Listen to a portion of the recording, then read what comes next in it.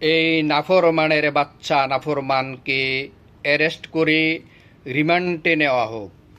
অনতিবিলম্বে তাকে অ্যারেস্ট করে রিমান্ডে নেওয়া হোক। এই নাফরমানের বাচ্চা নাফরমান সে এত বড় দুঃসাহস কোথার থেকে পেল একটি সরকারি প্রতিষ্ঠানের মতো একটি প্রতিষ্ঠানে তালা দেওয়ার মতো। এই নাফরমানের বাচ্চা সে ছিল জেলে।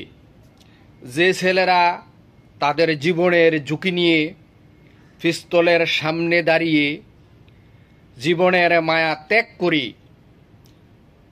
আজ এই আন্দোলন সংগ্রামের মাধ্যমে তাদেরকে মুক্ত করেছি, এই নাফরমানের বাচ্চা জেল থেকে বেরিয়ে ওই ছেলেদের পিছনে লেগেছে। তাই তাকে অনতিবিলম্বে অ্যারেস্ট করে তাকে রিমান্ডে নেওয়া হোক। এই সমস্ত কুলাঙ্গারের বাচ্চা কুলাঙ্গারদের ঠাঁই এই বাংলার জমিনে নাই। এই বাংলাদেশ হবে একটি বৈষম্য বিরোধী বাংলাদেশ। বাংলাদেশ হবে একটি ন্যায় এবং ইনসাফের বাংলাদেশ।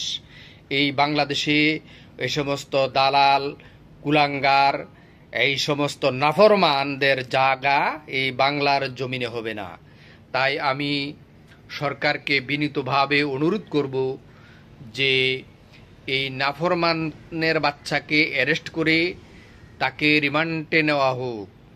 কারণ যেই ছেলেরা গুলি খেয়েছে,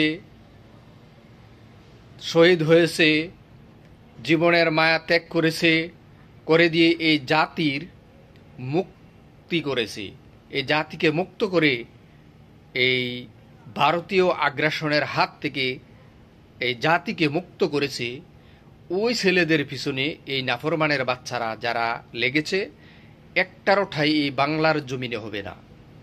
আমরা লাথি মেরে তাদেরকে বাংলাদেশ থেকে বের করে দিব। এই সমস্ত ভারতীয় দালাল বাংলাদেশে কখনো ঠাঁই পাবে না। বাংলাদেশের মানুষের অন্তরে কখনো ঠাঁই পাবে না। বাংলাদেশের 18 কোটি মানুষ দেশপ্রেমিক। এই কিছু কুলাঙ্গারের জন্য বাংলাদেশের মানুষ এই ভারতের দালালি দাসত্ব করবে না, করবে না, করবে না। ইনশাল্লাহ আমরা মুক্ত হবই হব এই ভারতের আধিপত্যবাদ থেকে।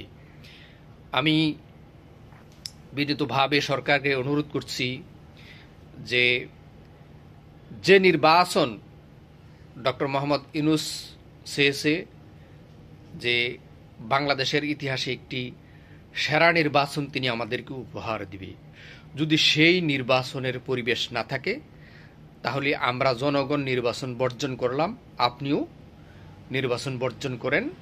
বাংলাদেশে নির্বাচনের পরিবেশ তৈরি করুন। প্রয়োজনে আপনি ডক্টর মোহাম্মদ ইউনূস আপনি প্রয়োজনে আরও 10 বছর ক্ষমতায় থাকেন, তারপরও সংস্কার করুন, বিচার করুন, তারপরে নির্বাচনের চিন্তা ভাবনা, এর আগে নয়। সামান্য কিছু ভারতীয় দালাল কুলাঙ্গার এদের কথা আপনি শুনবেন না। আপনি দেশের আফাময় জনগণের কথা শুনুন। এই দেশের জনগণের বিরুদ্ধে যারাই গিয়েছে, যখনই গিয়েছিল, তাদের পরিণতি কি হয়েছে তা থেকে শিক্ষা গ্রহণ করুন।